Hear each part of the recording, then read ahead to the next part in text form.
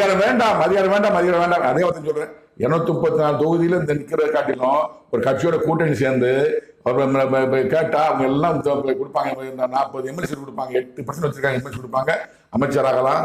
ஒரு அங்க போய் பேசலாம். அங்க 40 எம்எல்ஏ அனுப்பிட்டு இவரும் பின்னாடி நிற்கலாம், இவரும் போகலாம்.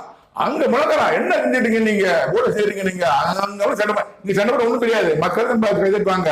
அங்க போனா காட்சி நடக்கும், பயப்படுவான். ஆஹா சிமா கேட்பானாங்க, முதலமைச்சர் பயப்படுவாரு.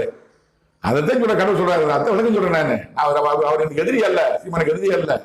நல்ல பேச கேட்பேன் நானு.